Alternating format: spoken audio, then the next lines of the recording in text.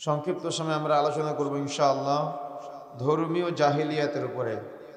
মানুষের মাঝে যখন জ্ঞানের কমতি থেকে যায় তখন জাহালত ছড়াতে থাকে। সেটা ধর্মীয় দিকেও হতে পারে, সেটা অর্থনৈতিকভাবেও হতে পারে, সেটা পারিবারিকভাবেও হতে পারে, সেটা সামাজিকভাবেও হতে পারে, সেটা রাজনৈতিকভাবেও হতে পারে। বহুমুখী জাহেলিয়াতের আলোচনা অল্প সময়ে করা সম্ভব নয়। সংক্ষিপ্ত সময়ে আমরা আলোচনা করব ধর্মীয় জাহেলিয়াতের উপরে। আপনাদের কাছে বিষয়টা একটু ব্যতিক্রম মনে হলেও বিষয়টা আজকে একটু আপনাদের কষ্ট লাগলেও, ব্যথা লাগলেও রাসূলুল্লাহ সাল্লাল্লাহু আলাইহি সাল্লামের আদর্শ বাস্তবায়নের জন্য আমাদেরকে মেনে নেওয়ার চেষ্টা করতে হবে। পারবো ইনশাআল্লাহ। রাসূলুল্লাহ সাল্লাল্লাহু আলাইহি ওয়াসাল্লাম একটি সরল রেখা টানলেন। সরল রেখা টেনে ওই রেখার ডানে এবং বামে আল্লাহ রসুল অসংখ্য রেখা টানলেন। রেখা টেনে আল্লাহ রসুল সাল্লাল্লাহু আলাইহি সাল্লাম মাঝখানের রেখায় হাতটা রেখে বলছেন, ওয়া আন্না হাযা সিরাতে মুস্তাকিম, এটাই হলো সিরাতে মুস্তাকিমের রাস্তা। এর ডানে এবং বামে তোমরা যে রাস্তাগুলো দেখতে পাচ্ছ, এই রাস্তার দ্বার প্রান্তে অথবা শেষ প্রান্তে মানুষরূপী শয়তান দাঁড়িয়ে আছে, যারা তোমাদেরকে তাদের দিকে আহ্বান করছে। এটা আমি বলেছি না রাসূল বলেছেন? রাসূলুল্লাহ সাল্লাল্লাহু আলাইহি ওয়াসাল্লাম বলছেন, প্রত্যেক রাস্তার দ্বার প্রান্তে অথবা শেষ প্রান্তে মানুষরূপী শয়তান দাঁড়িয়ে আছে, তারা তোমাদেরকে তাদের দিকে আহ্বান করছে। কিন্তু তোমরা সিরাতে মুস্তাকিমের রাস্তায় অবিচল থাকো, সিরাতে মুস্তাকিমের রাস্তায় অটুট থাকার চেষ্টা করো। সিরাতে মুস্তাকিমের রাস্তা হলো হুদা, কোরআনটা হলো হুদা, কোরআনটা হলো বুরহান, কোরআনটা হলো দলিল, কোরআনটা হলো ফুরকান, কোরআনটা হলো সত্য এবং মিথ্যার পার্থক্যকারী। আর এই কোরআনটা বুঝতে হবে রাসূলুল্লাহ সাল্লাল্লাহু আলাইহি সাল্লাম যেভাবে বুঝেছেন। কথাকে বুঝতে পেরেছেন? আর রাসূল যেভাবে সাহাবায়ে কেরামকে বুঝিয়েছেন, তার মানে ব্যাখ্যা নিতে হবে হাদিসের ব্যাখ্যা, যেটাকে বলা হয় ওহিয়ে গায়রে মাতলু। কোরআনটা হলো ওহিয়ে মাতলু আর হাদিসটা হলো ওহিয়ে গায়রে মাতলু। কোরআন মাজিদ আল্লাহ রাব্বুল আলামিন যেভাবে বলেছেন, মুহাম্মদ সাল্লাল্লাহু আলাইহি সাল্লাম যেভাবে ব্যাখ্যা করেছেন, কোরআনকে ঠিক সেভাবে বুঝতে হবে। আর হাদিস রাসূলুল্লাহ সাল্লাল্লাহু আলাইহি সাল্লাম যেভাবে বলেছেন, সাহাবায়ে কেরাম যেভাবে ব্যাখ্যাগুলো নিয়েছেন। কেন? হাদিস কিন্তু কখনো রাসূলের বাণী নয়। আমাদের সমাজে প্রচলিত আছে কোরআন আল্লাহর বাণী আর হাদিস রাসূলের বাণী। এটা ভুল। কোরআনও আল্লাহর বাণী, হাদিসও আল্লাহর বাণী। কোরআনটা হলো ওহিয়ে মাতলু আর হাদিসটা হলো ওহিয়ে গায়রে মাতলু। আল্লাহ রসুল কখনো নিজে থেকে কোনো কথাই বলতেন না। যা তার কাছে ওহী প্রেরণ করা হতো আল্লাহর পক্ষ থেকে, সেটাই তিনি বলতেন। তাহলে কোরআনটাও আল্লাহর বাণী, হাদিসটাও আল্লাহর বাণী। কোরআন ও হাদিসকে বুঝতে হবে সাহাবায়ে কেরাম যেভাবে বুঝেছেন সেভাবে বুঝতে হবে। তাহলে আমরা সিরাতে মুস্তাকিমের রাস্তায় অবিচল থাকতে পারবো। তা না হলে এই ডানের রাস্তায় এবং বামের যে রাস্তাগুলো আছে, এই রাস্তাগুলোতে যখন আপনি চলতে যাবেন, তখন আপনি সিরাতে মুস্তাকিম থেকে বের হয়ে আপনি ডান বামের দিকে চলে যাবেন। যদি আপনার নীতি এমনটা না হয়, কোরআনে যা আছে সেটাই মানবো, কোরআনের ব্যাখ্যা হাদিসে যা আছে সেটাই মানবো, কোরআন হাদিসে যা নাই তা মানবো না, তাহলে আপনি পিওর। কিন্তু কোরআনেও নাই, হাদিসেও নাই, আমার দল বলেছে, তাহলে কি আপনি পিওর হতে পারবেন? আমি পিওর হতে পারবো যদি এই দলগুলাকে আমরা এভাবে ব্যাখ্যা করি। কেউ বলি ফিলতলি, কেউ বলি আটরশি, কেউ বলি ফুরফুরা, কেউ বলি চিশতিয়া, কেউ বলি দেওবন্দি, কেউ বলি মুজাদ্দেদিয়া, কেউ বলি নকশাবন্দিয়া, কেউ বলি কাদারিয়া, কেউ বলি শরীয়ত, কেউ বলি মারিফত, কেউ বলি হাকিকত, কেউ বলি তরিকত। কি বলি কিনা? কথা বলতে হবে না আমাদের সমাজে। কেউ বলি হানাফি, কেউ বলি মালিকি, কেউ বলি হাম্বলি, কেউ বলি শিয়া, কেউ বলি খারেজি, কেউ বলি জাহমিয়া, কেউ বলি মুতাজিলা, কেউ বলি মুজাশশিবা, কেউ বলি চরমুনাই। এত নামে নামকরণ করতে পারি, কিন্তু একটা বারের জন্য মুহাম্মদ রাসূলুল্লাহ সাল্লাল্লাহু আলাইহি সাল্লামের নামে নামকরণ করার প্রয়োজন মনে করলাম না।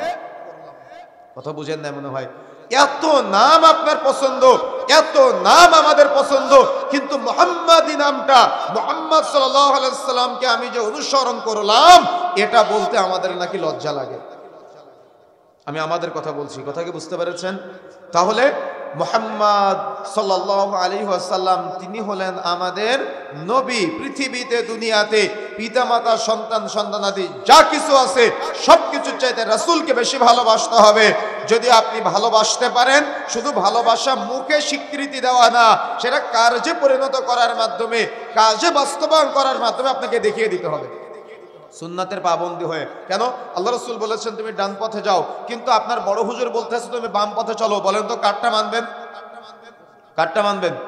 রাসূলেরটা না বড় হুজুরেরটা? কোন কথা আল্লাহ রাসূল বলেছেন আর সেটার বিপরীতে আমি বললাম, আমারটা মানবেন না রাসূলেরটা মানবেন?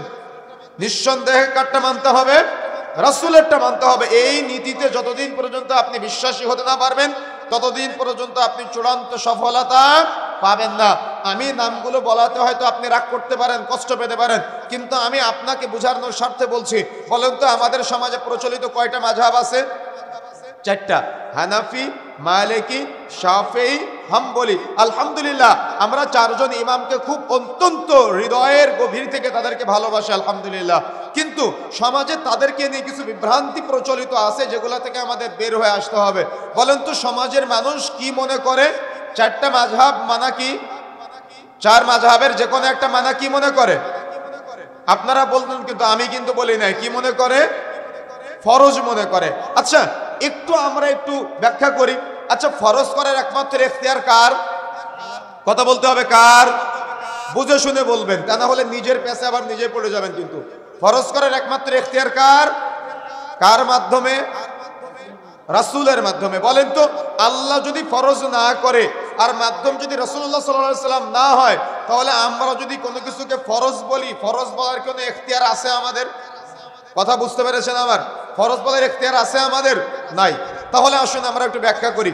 বলেন তো রাসূলুল্লাহ সাল্লাল্লাহু আলাইহি সাল্লাম মারা গিয়েছেন কত হিজরিতে? কেউ জানেন?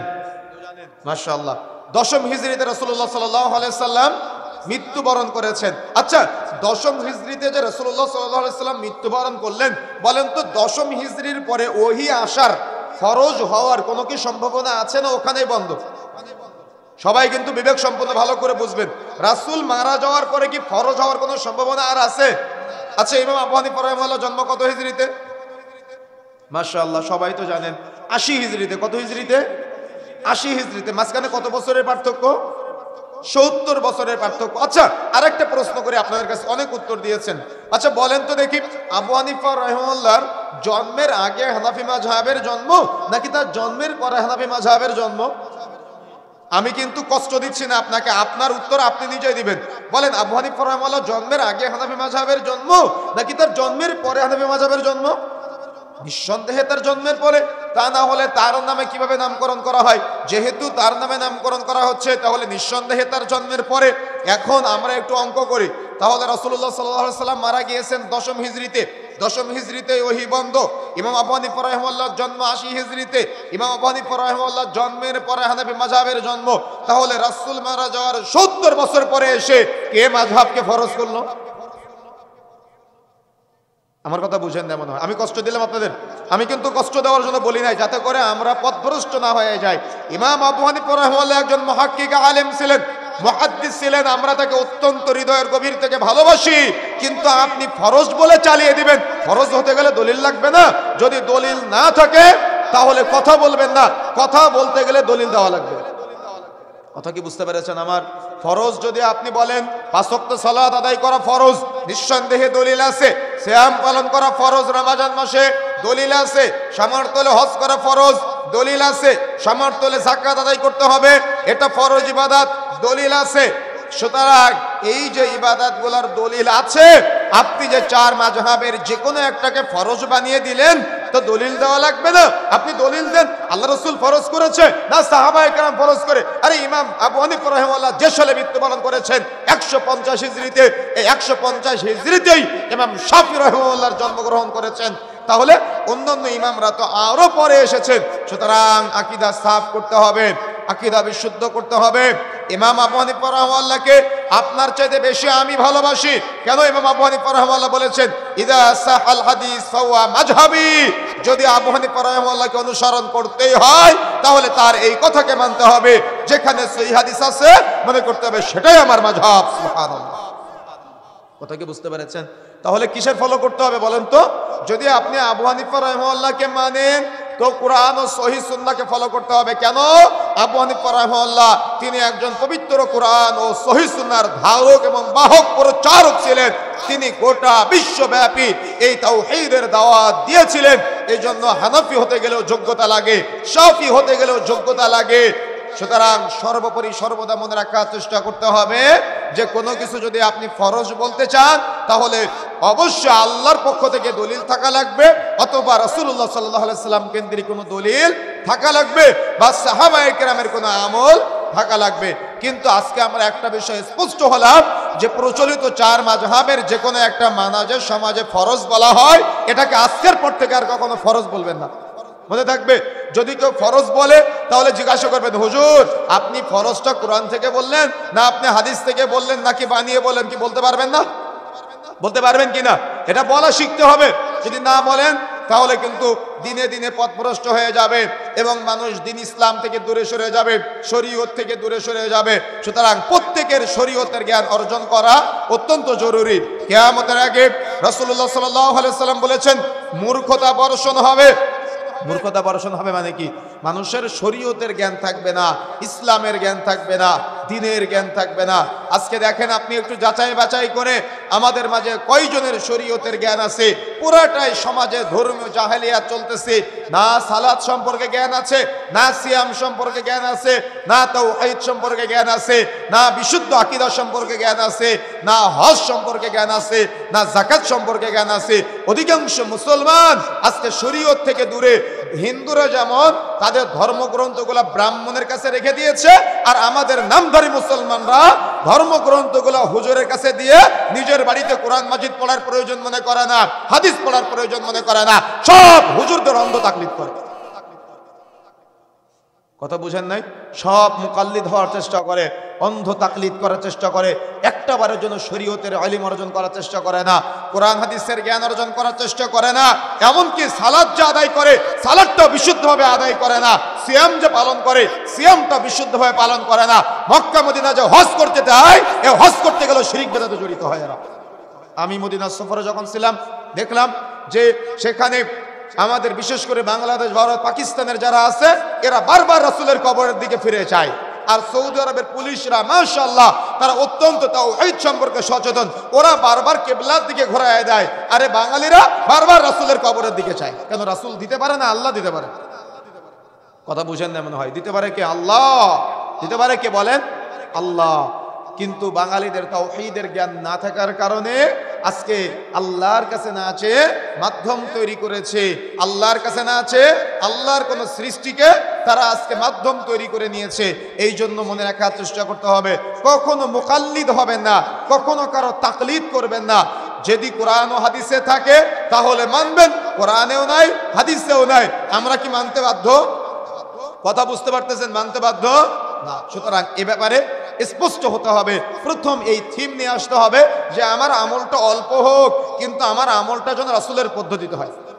আপনারা হয়তো হাদিসটা শুনেছেন, আল্লাহ রাসূলকে এক বেদুইন এসে বলতেছে, আল্লাহ রাসূল আমাকে জান্নাতের পথ দেখান। আল্লাহ রাসূল, লম্বা হাদিস আমি সংক্ষেপে বলছি, আল্লাহ রাসূল তাকে বললেন তুমি ফরজ সালাত আদায় করবে, ফরজ সিয়াম পালন করবে, সামর্থ্য হলে হজ করবে, সামর্থ্য হলে যাকাত আদায় করবে। হজ আর যাকাতটা সামর্থ্যের সাথে সম্পৃক্ত, আর ফরজ সিয়ামটা এটা কিন্তু বছরে শুধুমাত্র 1 মাস। তাহলে ফরজ সালাতটা আদায় করবে। এই যে আল্লাহ রাসূলের কাছে আল্লাহ রাসূল 4টা কথা বললেন, 4টা ইবাদতের কথা বললেন। ও যখন চলে যাচ্ছে, যাওয়ার সময় রাসূলকে কেন্দ্র করে বলছে, আল্লাহ রাসূল ওয়াল্লাহি, আল্লাহর কসম আপনি যতটুকু বলেছেন এর বেশিও করব না, এর কমও করব না। বুঝেন না মনে হয়? বলতেছে আল্লাহ রাসূল আপনি যতটুকু বলেছেন এর বেশিও করব না, কমও করব না। ও আপনার মতো ফরজ সালাতের বাইরে সুন্নাত সালাত আদায় করবে না, তাহাজ্জুদের সালাত আদায় করবে না, আপনার মতো ফরজ সিয়ামের পাশাপাশি ও সুন্নাত সিয়াম পালন করবে না, ও আপনার মতো হজ করার পাশাপাশি উমরা করবে না। কিন্তু আল্লাহ রাসূল সাল্লাল্লাহু আলাইহি সাল্লামে ও যে কথার আনুগত্য প্রকাশ করলো, আল্লাহ রাসূল বললেন ফরজ সালাত, ফরজ সিয়াম, সামর্থ্য হলে হজ, সামর্থ্য হলে যাকাত। ও বলেন আল্লাহ রাসূল আপনি যতটুকু বললেন বেশিও করব না, কমও করব না। তার মানে রাসূলের প্রতি আনুগত্য দেখালো। আল্লাহ রাসূল সাহাবীদের বললেন, সাহাবায়ে কেরাম তোমরা কি কোনো জান্নাতি ব্যক্তিকে দেখতে চাও? তখন সাহাবায়ে কেরাম বলল, আল্লাহ রাসূল অবশ্যই দেখতে চাই। তখন আল্লাহ রাসূল বললেন, ওই যে ব্যক্তি চলে যাচ্ছে ও হলো জান্নাতি। সুবহানাল্লাহ। আচ্ছা কেন জান্নাতি বলেন আল্লাহ রাসূল তাকে? কেন জান্নাতি বললেন? কেন জান্নাতি বললেন? ও রাসূলুল্লাহ সাল্লাল্লাহু আলাইহি ওয়াসাল্লামের আনুগত্য প্রকাশ করেছে, অনুগত হয়েছে। কিন্তু আপনার চিন্তা ও আল্লাহ রাসূলের চাইতে বেশি আমল করতে হবে, সাহাবীদের চাইতে বেশি আমল করতে হবে। রাসূল যেটা প্রয়োজন মনে করে নাই সেটা নতুন করে তৈরি করা, এটা আমাদের বর্তমানে একটা সিস্টেম, ট্র্যাডিশনে পরিণত হয়েছে। কথা কি বুঝতে পেরেছেন আমার? নাকি রাগ করলেন? আমার কথা কি বুঝতে পেরেছেন? সুতরাং আল্লাহ রাসূল যেটাকে ফরজ করার প্রয়োজনীয়তা মনে করলো না, আমরা সেটাকে ফরজ করলাম। আল্লাহ রাসূল যেটাকে জায়েজ করে রাখার প্রয়োজন মনে করলো না, সুন্নাত আমাদের মাঝে দিয়ে গেল না, এমন বহু সুন্নাহ কিন্তু আমাদের মাঝে প্রচলিত আছে। যেমন মনে রাখার চেষ্টা করবেন, যখন আপনি নামাজে দাঁড়াবেন, যখন আপনি সালাত আদায় করবেন, সালাতে দাঁড়ানোর সময় পুরাটা ইবাদত। আজকে ধর্মীয় জাহেলিয়াত কোন পর্যায়ে পড়ে গিয়েছে আমাদের দেখেন। যখন আপনি নামাজে দাঁড়াবেন, পুরা সালাতটা হলো আপনার একটা ইবাদত। ইসলামী শরীয়ত বলেছে, প্রায় অধিকাংশ গ্রন্থের প্রথম নম্বর খণ্ডের মধ্যে হাদিসটি এসেছে, ইন্নামাল আমালু বিন্নিয়াত, প্রত্যেক আমল নিয়তের উপরে নির্ভরশীল। তার মানে নিয়ত করতে হয়। রাসূলুল্লাহ সাল্লাল্লাহু আলাইহি সাল্লাম বলেছেন নিয়ত করতে হয়। কিন্তু যখনই আপনি নামাজ পড়তে যাচ্ছেন, তখন ফরজ সালাতের এক নিয়ত বানিয়েছেন, সুন্নাত সালাতের এক নিয়ত বানিয়েছেন, ভিতরের সালাতের এক নিয়ত বানিয়েছেন, তারাবির সালাতের এক নিয়ত বানিয়েছেন, জানাজার সালাতের এক নিয়ত বানিয়েছেন। আমি আজকে বলে যাচ্ছি, যে আপনাকে নিয়ত মুখস্থ করিয়েছে তাকে জিজ্ঞাসা করবেন, হুজুর এই ইন্নামাল আমালু বিন্নিয়াত, আল্লাহ রাসূল যে হাদিসটা বলেছেন, এই হাদিসের বাহিরে নিয়ত যে মুখে উচ্চারণ করে বলতে হবে নাওয়াইতু আন শিরোনামে, এমন কি কোনো নিয়ত রাসূল থেকে আছে? ও তো দলিল বলতে পারবে না, কেন রাসূল থেকে নাই? আল্লাহ রাসূল কখনো এভাবে বলে নাই। পৃথিবীতে দুনিয়াতে একমাত্র একটা ইবাদত আছে যে ইবাদতের নিয়ত মুখে উচ্চারণ করে পড়তে হয়, সেটা হলো হজ্জের নিয়ত। হজের নিয়ত ব্যতীত পৃথিবীতে কোনো ইবাদতের নিয়ত আল্লাহ রাসূল মুখে উচ্চারণ করে পড়ে নাই, সাহাবায়ে কেরাম মুখে উচ্চারণ করে পড়ে নাই। যদি আপনি পড়েন তাহলে আপনি রাসূলের চাইতে বেশি পণ্ডিতি করলেন না, যেটা রাসূল আপনার উপরে পরিচর্য করলো না, যেটা রাসূল আপনার কাছে দিয়ে গেল না, যেটা থেকে রাসূলুল্লাহ সাল্লাল্লাহু আলাইহি সাল্লাম থেকে যে সম্পর্কে কোনো স্পষ্ট বিশুদ্ধ দলিল পাওয়া যায় না, আমল পাওয়া যায় না, সেটা আপনি আজকে আপনার মাদ্রাসার বাচ্চাদেরকে পিটিয়ে পিটিয়ে নিয়ত মুখস্থ করাচ্ছেন। এটা কি উচিত হচ্ছে? আমার কথা কি বুঝতে পারতেছেন? যেমন সামনে রমজান মাস আসতেছে, দেখবেন রমজান মাসে সাহারি করা শেষ, মাইকে মাইকে ঘোষণা হয়, নাওয়াইতু আন আসুম্মা গাদান মিন শাহরি রমাদান আল মুবারাক ফারদাল্লাকা ইয়া আল্লাহ ফাতাকাব্বাল মিন্নি ইন্নাকা আনতাস সামিউল আলিম। কি বলে কিনা? কথা বলতে হয়, বলে কিনা? যে হুজুর বলে, আগামীকাল সকালে হুজুরকে গিয়ে জিজ্ঞাসা করবেন, হুজুর আপনি যে নিয়তটা বললেন, নিয়তটা পড়লেন, এই নিয়তটা কোরআন থেকে দেখাবেন অথবা হাদিস থেকে দেখাবেন। যদি কোরআনে দেখাতে না পারেন, যদি হাদিসে দেখাতে না পারেন, তাহলে আপনি বললেন কেন? সর্বদা মনে রাখার চেষ্টা করবেন, নিয়ত পড়ার জিনিস না, নিয়ত করার জিনিস। কথা বুঝেন না মনে হয়? নিয়ত পড়ার জিনিস নয়, নিয়ত করতে হয়। সুতরাং জায়নামাজের প্রচলিত দোয়া নামে ইন্নী ওয়াজ্জাহাতু শিরোনামে যে দোয়া প্রচলিত আছে, এটা রাসূলুল্লাহ সাল্লাল্লাহু আলাইহি সাল্লাম কখনো এভাবে পড়ে নাই। জায়নামাজের দোয়া নামে প্রচলিত যে দোয়া আছে, এটা পাঠ করলে বিদআত হবে। এবং ফরজ সালাতের আগে, সুন্নাত সালাতের আগে, নফল সালাতের আগে, ভিতরের সালাতের আগে, তারাবির সালাতের আগে, ফরজ সিয়ামের আগে, নফল সিয়ামের আগে, এই যে আমাদের সমাজে প্রচলিত বেদাতি নিয়ত আছে, এই নিয়তগুলো বর্জন করতে হবে। যদি আপনি বর্জন করতে না পারেন, তো কিয়ামতের মাঠে আপনি দাঁড়াবেন, আল্লাহ রাসূল আপনাকে হাউজে কাউসারের পানি পান করাতে যাবে, তখন আপনার মাঝে আর রাসূলের মাঝে একটা আড়াল করে দেওয়া হবে, পর্দা করে দেওয়া হবে। তখন রাসূলুল্লাহ সাল্লাল্লাহু আলাইহি সাল্লাম ফেরেশতাদের জিজ্ঞাসা করবে, আরে এরা তো আমারই উম্মত, তাদের মাঝে আর আমার মাঝে আড়াল করে দেওয়া হলো কেন, পর্দা করে দেওয়া হলো কেন? তখন ফেরেশতা মণ্ডলীরা বলবে, আল্লাহ রাসূল আপনি মারা যাওয়ার পরে তারা আপনার রেখে যাওয়া শরীয়তের মধ্যে নতুন নতুন কিছু তৈরি করেছিল। আল্লাহ রাসূল আপনি মারা যাওয়ার পরে তারা ইসলামী শরীয়তের আপনার রেখে যাওয়া বিধানকে উপেক্ষা করে নতুন নতুন আমল আবিষ্কার করেছিল। তখন রাসূলুল্লাহ সাল্লাল্লাহু আলাইহি ওয়াসাল্লাম বলবেন, সুহকান সুহকান, তোমরা দূর হয়ে যাও, দূর হয়ে যাও। সুতরাং ইসলাম পরিপূর্ণ। আপনি যদি এখানে কোনো কিছু ঢুকান, তাহলে অনুমতি দেওয়া হয় নাই। রাসূলুল্লাহ সাল্লাল্লাহু আলাইহি ওয়াসাল্লাম যেভাবে বলেছেন, যেভাবে আমল করেছেন, আপনাকে সেভাবেই বুঝতে হবে, সেভাবে আমল করতে হবে। সুতরাং আল্লাহ রাসূল থেকে এই নাওয়াইতু আন শিরোনামের কোন নিয়ত কোরআন হাদিসে বিশুদ্ধভাবে পাওয়া যায় না। আপনি কেন পিটিয়ে পিটিয়ে বাচ্চাদের নিয়ত মুখস্থ করালেন? আর আপনার চিন্তা এমন, যদি কেউ নিয়ত না করে, যদি কেউ নিয়ত না পড়ে, তাহলে তার নামাজ নাকি হয় না। কিন্তু আল্লাহ রাসূল বলেছেন নিয়ত করার জন্য, আর আপনি বললেন নিয়ত পড়ার জন্য। পার্থক্য বুঝতে পেরেছেন? পার্থক্য বুঝতে পেরেছেন? সুতরাং পরিবর্তন হতে হবে, সতর্ক হওয়ার চেষ্টা করতে হবে। এখন আপনি সালাতে দাঁড়ালেন, প্রথমে ইবাদতের মধ্যে, নামাজের মধ্যে আমাদের সমাজে অনেক মত পার্থক্য আছে, জাহালত আছে, যেগুলা থেকে আমরা বের হয়ে আসতে চাই। এজন্য বিশুদ্ধ হাদিসের আলোকে আমার আপনার শরীয়তের সঠিক জ্ঞানটা আমি প্রচার করে যাচ্ছি। মনে রাখার চেষ্টা করতে হবে, সালাতের জন্য আপনি মসজিদ পানে আসলেন, মসজিদে আসার পরে আজান দিচ্ছে মুয়াজ্জিন সাহেব, এবং সালাতের ইকামত হচ্ছে আজান ও ইকামতের মধ্যবর্তী সময়ে যদি আপনি কোনো দোয়া করেন, এটা হলো দোয়া কবুলের জায়গা। এখানে দোয়া কবুল করা হয়, মনে রাখার চেষ্টা করবেন। আজান ও ইকামতের মধ্যবর্তী সময়ে দোয়া করলে দোয়া কবুল হয়। মসজিদের মধ্যে প্রবেশ করলেন, মসজিদে প্রবেশ করেই আপনি দেখতে পেলেন মসজিদের সামনে লেখা আছে লাল বাতি জ্বলাকালীন সময় সুন্নাত নামাজের নিয়ত বাঁধিবেন না। কি আছে কিনা?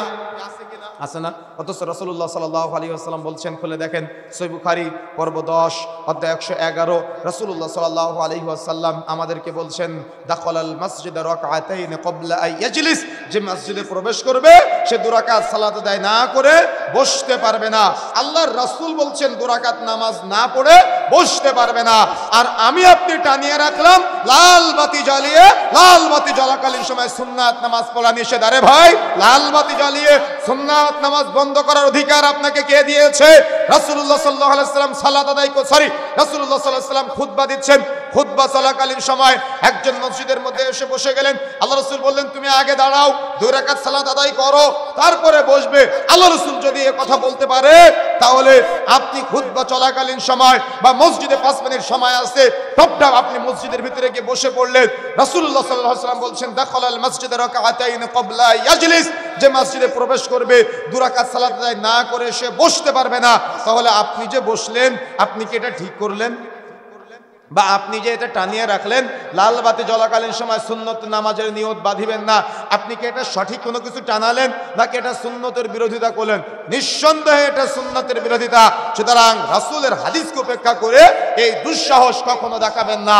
সালাতের জন্য যখনই আপনি মসজিদে যাবেন, যদি সময় থাকে 2 রাকাত সালাত আদায় করে তারপরে মসজিদে বসবেন। যদি সময় না থাকে তাহলে দেখতেছেন অল্প সময় বাকি আছে, অপেক্ষা করবেন ফরজ সালাতের ইকামতের জন্য, কিন্তু 2 রাকাত সালাত আদায় না করে কখনো মসজিদে বসবেন না। প্রথমে 2 রাকাত সালাত আদায় করবেন, তারপরে মসজিদে বসবেন। ওদিকে খুতবা চলতেছে, খুতবা চলাকালীন সময়ে অনেক মসজিদে লেখা থাকে লাল বাতি জ্বলাকালীন সময় সুন্নাত নামাজ পড়বেন না।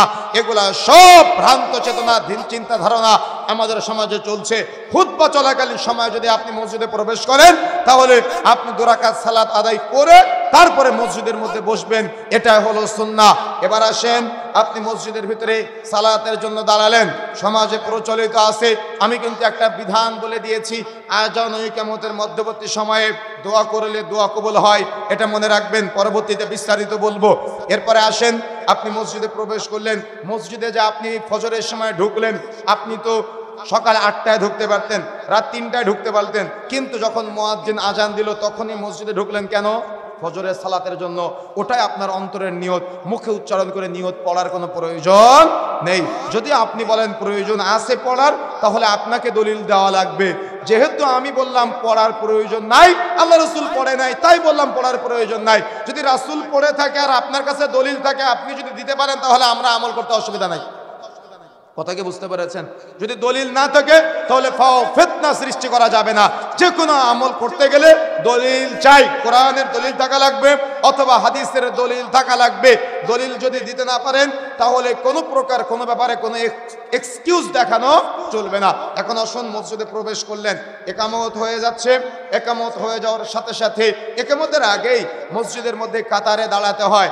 আমাদের সমাজে কিছু কিছু মসজিদের মুসাল্লিরা মসজিদে ফাঁকা ফাঁকা হয়ে দাঁড়ায়, আর কিছু কিছু মসজিদের মুসাল্লিরা কাদের সাথে কাঁধ, পায়ের সাথে পা মিলিয়ে দাঁড়ায়। আচ্ছা বলেন তো, আমরা কি কোনো দল বা কোনো গোষ্ঠীকে মানবো নাকি রাসূলকে মানবো?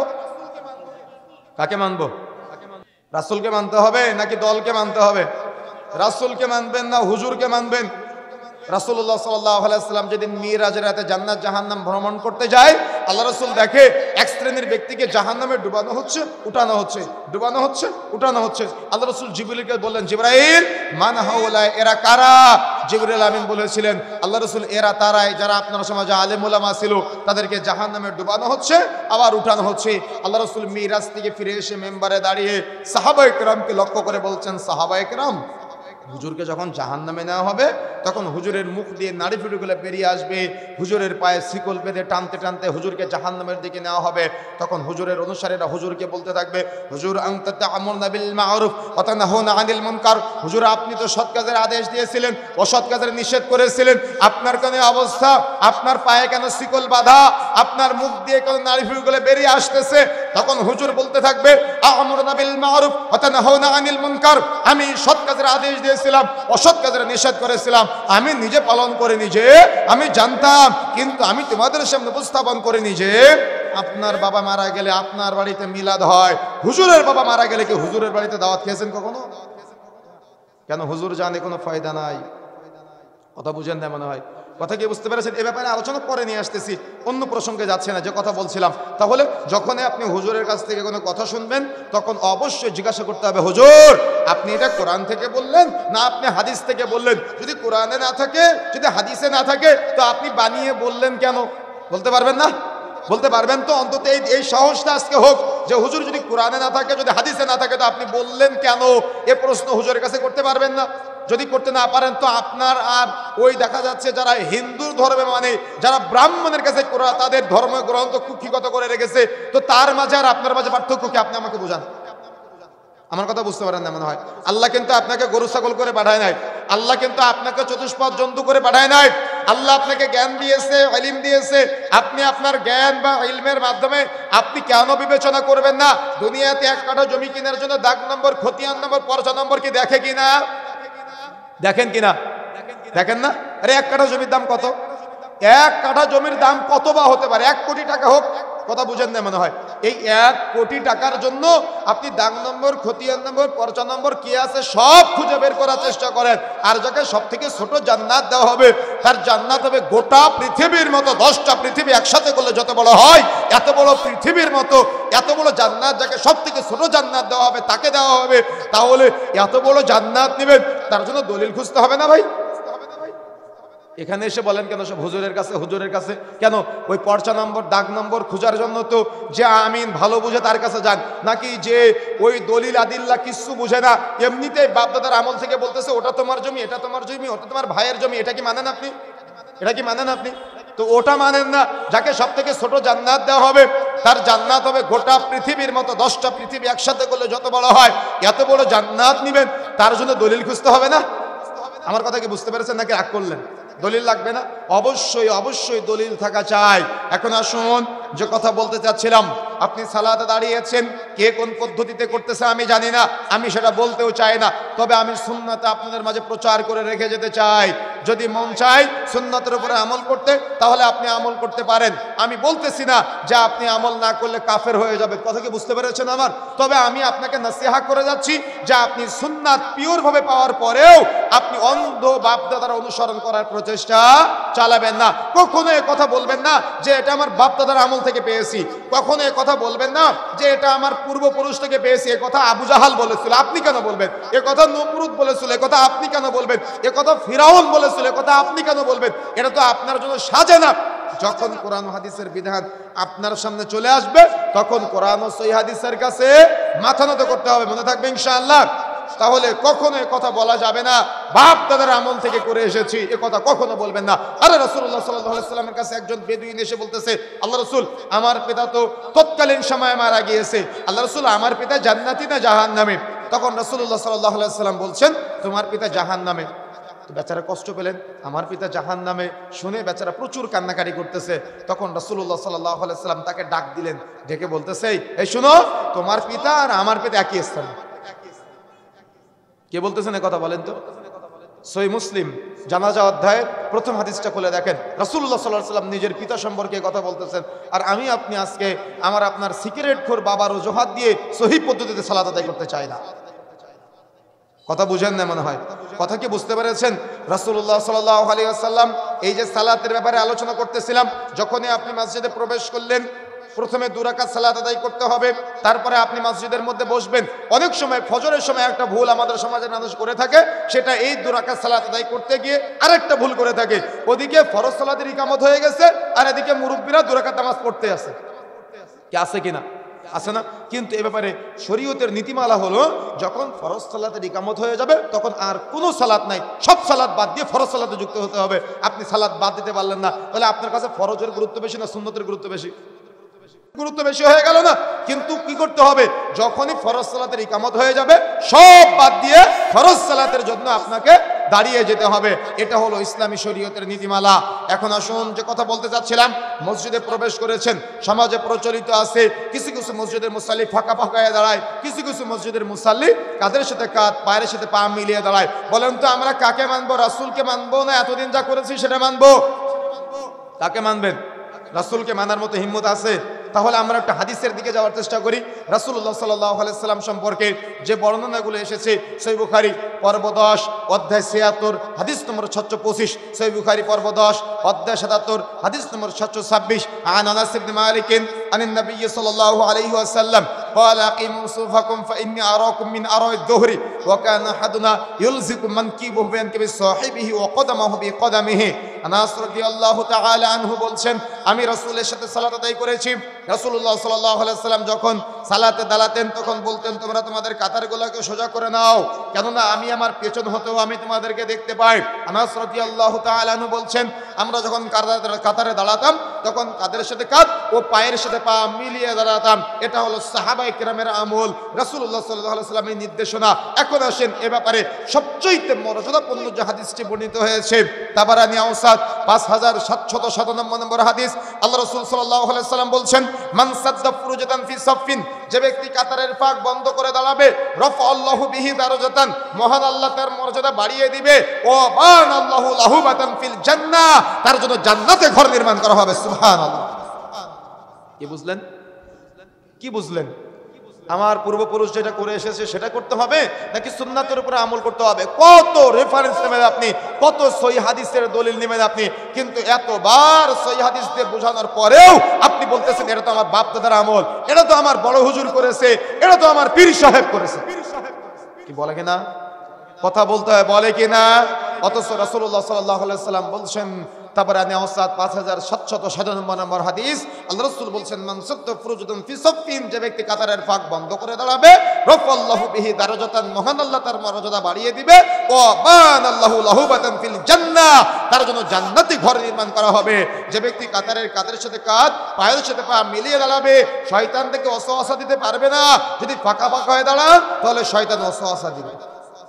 কথা কি বুঝতে পেরেছেন? আমার কথা বুঝেন না মনে হয়। কথা বুঝতে হবে, ক্লিয়ার বুঝতে হবে। আচ্ছা, এই ছোট্ট একটা আমলের কারণে আল্লাহ রাসূল জান্নাতে ঘরের কথা কেন বলেছেন? কেন বলেছেন? এই ছোট্ট একটা আমলের কারণে এত বড় ফজিলত, এত বড় মর্যাদার কথা কেন রাসূলুল্লাহ সাল্লাল্লাহু আলাইহি ওয়াসাল্লাম বলেছেন? আপনি কি ব্যাখ্যা করেছেন? আপনি কি জানার চেষ্টা করেছেন? আচ্ছা, আমাদের সমাজে গাড়ির ড্রাইভার আর মালিকের মধ্যে পার্থক্য আছে না নাই? কথা বলতে হবে, আছে না নাই? 5 বিঘা সম্পত্তির মালিক আর 1 কাঠা সম্পত্তির মালিকের মধ্যে পার্থক্য আছে না নাই? আছে না? পীর সাহেব আর মুরিদের মধ্যে পার্থক্য আছে কি নাই? আছে না আমাদের সমাজে? আচ্ছা, ইসলাম কি পার্থক্য দিয়েছে? কি মনে হয়, ইসলাম কি পার্থক্য দিয়েছে? ইসলাম ভ্রাতৃত্ব শিখায় নামাজের মাধ্যমে। এজন্য সৌদি আরবের উলামায়ে কেরাম এভাবে ব্যাখ্যা করেছেন, আমাদের মসজিদের বাহিরে 3 বছর যাবত গন্ডগোল থাকতে পারে, ভাই ভাইয়ের মধ্যে, প্রতিবেশীর মধ্যে দেখা সাক্ষাৎ নাও হতে পারে, সালাম মুসাফা নাও হতে পারে, কিন্তু মসজিদে প্রবেশ করেছেন, এই সব বিভেদ ভুলে গিয়ে, সব রাগ ক্ষোভ কষ্ট ভুলে গিয়ে, ড্রাইভার আর মালিকের মাঝের বিভেদ ভুলে গিয়ে, 100 বিঘা সম্পত্তির মালিক আর 1 কাঠা সম্পত্তির মালিকের বিভেদ ভুলে গিয়ে মসজিদের মধ্যে প্রবেশ যখনই করবে, মসজিদের বাইরে ড্রাইভার দরজা খুলে দিয়েছে, তারপরে মালিক গাড়ি থেকে নেমেছে, ওই 2 জন ব্যক্তি মসজিদে প্রবেশ করে উভয়ে একজন আর একজনের কাঁধের সাথে কাঁধ ও পায়ের সাথে পা মিলিয়ে ওরা চিন্তা করতেছে, তুমিও যে মানুষ, আমিও সেই মানুষ, তোমাকে যে আল্লাহ সৃষ্টি করেছে আমাকেও সে আল্লাহ সৃষ্টি করেছে, তোমার গায়ে যে রক্ত মাংস আমার গায়ে একই রক্ত মাংস, তোমার কবরের ডিজাইন যেমন আমার কবরের ডিজাইন একই রকম, তোমার হয়তো টাইলস ওয়ালা বাড়ি, আমার হয়তো টিনের চাল বা আমার হয়তো টিনের দেওয়াল, কিন্তু তোমার কবরও মাটির দেওয়াল, আমার কবরও মাটির দেওয়াল, তোমার হয়তো 1000 টাকা দামের পোশাক, আমার হয়তো 300 টাকা দামের পোশাক, কিন্তু তোমার কবরও 350 টাকা দামের কাফন, আমার কবরও 350 টাকা দামের কাফন, তোমার হয়তো ছাদ, আমার হয়তো টালি, কিন্তু তোমার কবরে বাঁশের ছাদ, আমার কবরও বাঁশের ছাদ, তোমার আর আমার মধ্যে এই মানুষ ভেদে কোনো পার্থক্য নাই। আসো নিজেদের মাঝের ভেদাভেদ ভুলে গিয়ে মুসলিম হিসেবে ভাই ভাই কাঁধের সাথে কাঁধ পায়ের সাথে পা মিলিয়ে নামাজে দাঁড়ায়। সুবহানাল্লাহ। আর আপনি বলতেছেন মুরব্বির পায়ে পা দিচ্ছ, তুমি কত বেয়াদব। রাসূলের আমলকে আপনার কাছে বেয়াদবি মনে হয়? মুরব্বির সামনে সিগারেট খায়, এটাকে আপনাকে বেয়াদবি মনে হয় না? বাপ ছেলেকে দাড়ি কেটে দেয়, ছেলে বাপকে দাড়ি কেটে দেয়, এটা আপনাদের কাছে বেয়াদবি মনে হয় না? রাস্তায় দাঁড়িয়ে আপনার সামনে আপনার ছেলে সিগারেট খায় আর আপনার মুখের দিকে ধোঁয়া ছেড়ে দেয়, এটা আপনার কাছে বেয়াদবি মনে হয় না? সালাতের মধ্যে রাসূলুল্লাহ সাল্লাল্লাহু আলাইহি ওয়াসাল্লামের বিধান মানলে আপনার কাছে বেয়াদবি মনে হয়? আশ্চর্য হিসাব সমাজে চলতেছে এগুলা। আমাদের সমাজে কোরআন সহিহ সুন্নাহর জ্ঞান না থাকার কারণে, ধর্মীয় জাহালত থাকার কারণে, ধর্মীয় জ্ঞান না থাকার কারণে আজকে এই সমস্ত জাল মুফতি সাহেবরা ফতোয়া দেয় স্বামী মারা গেলে স্ত্রী দেখতে পারে না, স্ত্রী মারা গেলে স্বামী দেখতে পারে না। অথচ আলী রাদিয়াল্লাহু তাআলা আনহু, ফাতিমা রাদিয়াল্লাহু তাআলা আনহা, তাদের মাঝে কথোপকথন হচ্ছে, আমার আগে তুমি মারা গেলে তুমি আমার গোসল দিবা, তোমার আগে আমি মারা গেলে আমি তোমার গোসল দিব। আর আপনার মুফতি সাহেব বলতেছে স্বামী মারা গেলে নাকি স্ত্রী দেখতেই পারে না। শরীয়তের জ্ঞান তো থাকা লাগবে ন্যূনতম। এজন্যই তো ওই হুজুরদের দিয়ে আজকে স্বামী স্ত্রীর মাঝে যদি একবার তিনবার তালাক বলে ফেলেছে, তাহলে বিবাহ বিচ্ছেদ ওই হুজুরের সাথে হিল্লা করাতে হবে, তারপরে নাকি বিয়ে দিতে হবে। এই হিন্দুয়ানি কালচার প্রতিষ্ঠা করতেছে সমাজ আজকে। শরীয়তের জ্ঞান না থাকার কারণে, কোরআন হাদিসের জ্ঞান না থাকার কারণে, না আছে নামাজ সম্পর্কে জ্ঞান, না আছে হজ সম্পর্কে জ্ঞান, না আছে রমাদানের সিয়াম সম্পর্কে জ্ঞান। এরা জর্দা দিয়ে ইফতার করে আর সিগারেট দিয়ে সাহারি করে। এদের কাছ থেকে কি শিখবো আমরা আজকে? সমাজের বাস্তব চিত্র এগুলা। সুতরাং প্রিয় বন্ধুরা আমার, যেখানে রাসূলুল্লাহ সাল্লাল্লাহু আলাইহি ওয়াসাল্লাম এত চমৎকার কঠিন বাস্তবতা আমাদের মাঝে উপস্থাপন করলেন, সেখানে আমি আপনি নিজেদের ব্যক্তিগত মতামত রাসূলের হাদিসের নাম্বারিং সহ যদি আপনাকে খুলে দেখায়, তবুও আপনি বলেন না এটা তো আমার বাপদাদার আমল থেকে করে এসেছে। আল্লাহ সামাদ।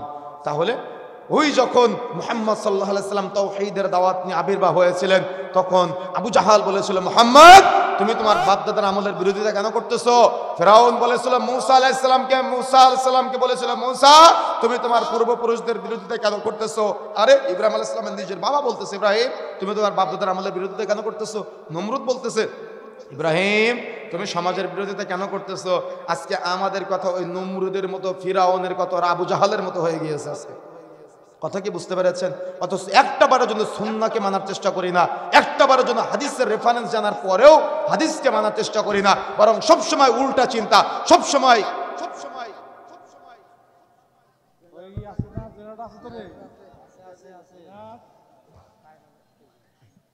আচ্ছা মাইকটা চললে হবে, মাইকের লাইনটা দেন।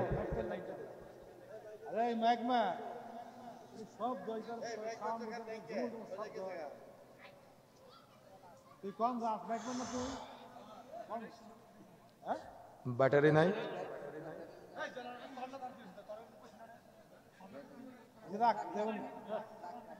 আচ্ছা থাক থাক, দেখ নিজেরা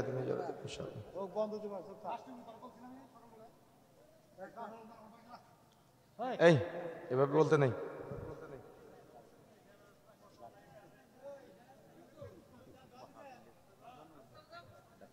ব্যাটারি রাখতে হয়, ব্যাটারি রাখলে যদি কারেন্ট চলে যায় আচ্ছা সমস্যা নেই ইনশাআল্লাহ।